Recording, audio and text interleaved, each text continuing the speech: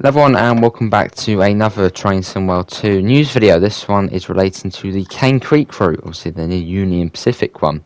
Sorry for the slightly late video, I didn't actually realise there was an article out until about 10 minutes ago. So, with Union Pacific's Cane Creek subdivision coming soon to Train Sim World 2, we take a look at the operations on the rugged and scenic Utah rail line. Heavy tonnage, tough grades, rugged canyons and dry desert heat. Those are just a few of the challenges that railroaders face on Union Pacific's famed Cane Creek subdivision, and soon you'll be able to tackle challenging contemporary American railroading with the upcoming Cane Creek subdivision route. Skillfully and masterfully developed for Train Sim World 2 by Skyhook Games.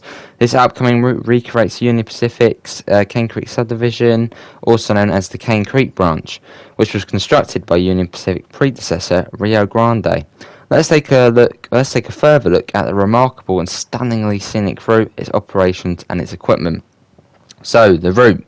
Widely renowned for its extraordinary Utah desert and canyon scenery, the Cane Creek subdivision extends from a connection with the Union Pacific's Green River subdivision at Brendel, Utah, south to Potash. 35.8 route miles, as created for Train Sim World 2. The route will also include a 5-mile section of the Union Pacific's Green River subdivision east from Brendel to Thompson, Utah. From Thompson to Brendel, the Cane Creek route recreates Union Pacific's ex-Rio Grande main line, which is home today to both tonnage and Amtrak's California Zephyr. This section of signalled mainline delivers the chance of 60 mph running, and both Thompson and Brendel have siding facilities. Brendel is the site at which contaminated uranium mine tailings gathered on the branch line at Moab are deposited. That's going to be cool, running at 60, a bit like Oakville subdivision then. In stretching the 35.8 miles from Brendel to Potash, the Cane Creek subdivision begins at an elevation of 4,908 feet and at Brendel descends to 3,952 feet at Potash. For much of the distance, the grade is pegged at 1.2%, but the line is a roller coaster in nature, with the southbound descent towards Potash interrupted by a 1.2% climb near Hilltop and 7 Mile. 7 Mile is also home to a passing trap and a small rock loading facility. At Moab, immediately past the site of the tailings loading facility, the line enters a 7,059-foot long bootlegger tunnel. Built on a 1.2% northbound grade, after passing through extraordinary Bootlegger Canyon, the line comes alongside the wide and historic Colorado River and then reaches Potash, site of a massive mine and processing facility which opened in 1964. So, operations. Hauling potash from the mine at Potash and contaminated uranium mine tailings from Moab are the purposes of the contemporary Cane Creek subdivision. Since both of these duties involve totting the loads northbound, which is to say up a climb of near 1,000 feet in elevation, the route involves hard hauling and requires plenty of horsepower. The Cane Creek's tradition staple dating back to the early 1960s, Potash, is handled in Potash turns, which originate on the Union Pacific at Grand Junction, Colorado, deliver empties to Potash, switch the facility and head north with heavy loads. In addition to the Potash, which is handled in covered hoppers, these turns also frequently handle chemical-laden cars bound for the mine facility. Typical power on the Potash turns is 2 or 3 units of Union Pacific 6-axle diesels. After decades of being reliant on the movement of Potash, beginning in 2008, the Cane Creek subdivision took on another heavy hull job. Moab had been the site of a uranium mill which closed in 1984, leaving approximately 12 million tons of dirt tailings behind. While these tailings are only modestly radioactive, the risk of their erosion into the nearby Colorado River required eventual reclamation. Under the auspices of the United States Department of Energy, a burial site for the tailings was developed at Brendel, and trainloads of contaminated soil began moving over the length of the Cane Creek subdivision to Brendel into the dirty dirt trains.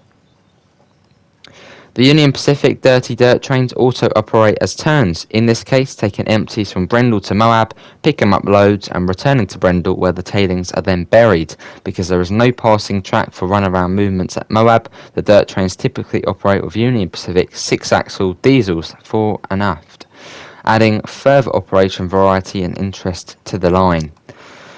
Equipment. The upcoming Cane Creek subdivision route will include a duo of appropriate Union Pacific 6-axle, high horsepower diesels, the venerable Electromotive SD40-2 and potent General Electric AC4400 CW, obviously what we're used to on the Sandpatch grade. The 3000 horsepower EMD SD40 debuted in 1972, and in a production run through 1986, EMD produced nearly 4,000 SD40s-2, making the locomotive one of the most successful of all time. The SD40-2 was purchased by 24 North American railroads, and among the largest buyers was Union Pacific. Between 1972 and 1980, Union Pacific purchased nearly 600 SD40-2s, and the railroad's fleet of the versatile diesel grew even larger via Union Pacific's mergers with Missouri Pacific, Chicago Northwestern, and Cathay, which together added nearly 500 more SD40s to Union Pacific's roster. Today, the Union Pacific continues to operate a large fleet of the now veteran diesels, which have been upgraded in a rebuilding program at Union Pacific's Jenks loading facility in North Little Rock, Arkansas. Union Pacific classifies its rebuilt diesels as the SD40N.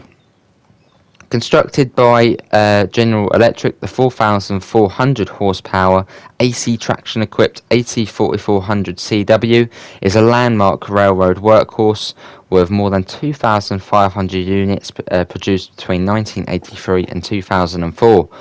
By far the type's most active buyer, Union Pacific purchased more than 1,000 AC4400s between 1994 and 2004.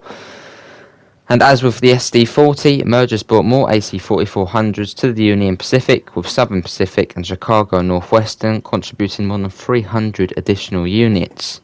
Union Pacific has begun to rebuild and upgrade its massive fleet of AC4400s, which are expected to remain in frontline Union Pacific service for years to come.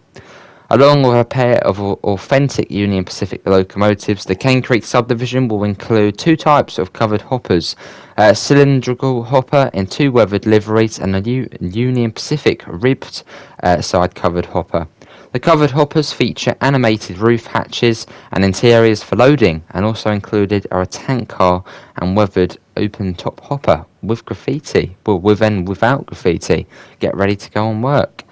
And then, just as on the real-life Cane Creek subdivision, there will be lots of demanding, challenging work to perform as the upcoming Train Sim World 2 edition.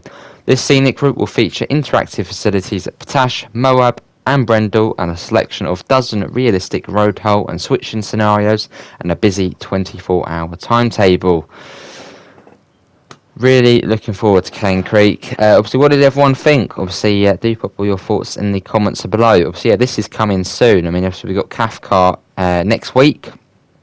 So probably not too long until Cane Creek. And at Union Pacific, everyone, the AC4400.